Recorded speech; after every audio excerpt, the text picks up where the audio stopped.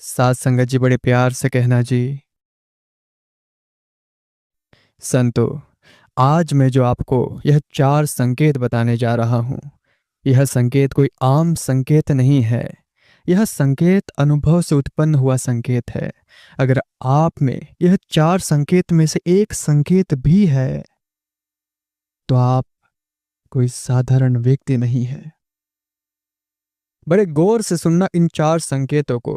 अगर आपने इन 4 संकेतों में से एक संकेत को भी अपने अंदर देख लिया, तो आप समझ लेना कि आप कोई साधारण व्यक्ति नहीं, उससे कुछ उच्च श्रेणी के व्यक्ति है। आपको परमात्मा ने चुन लिया है। तो बड़े गौर से सुनना इन संकेतों को।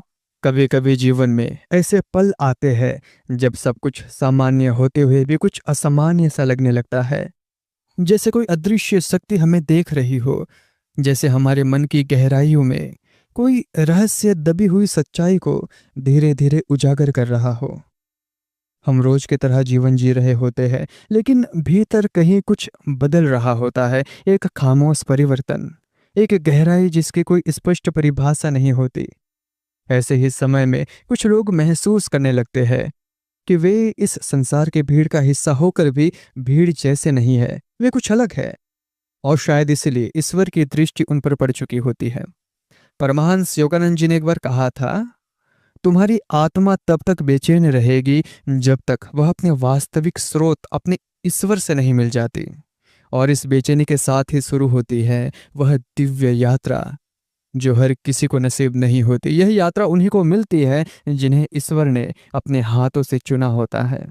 और अगर तुम्हारे जीवन में यह 4 लक्षण दिखने लगे हैं, तो यह महज कोई सहयोग नहीं, यह ब्रह्मांड का सबसे बड़ा संकेत है कि तुम सामान्य नहीं हो, तुम कुछ विशेष हो।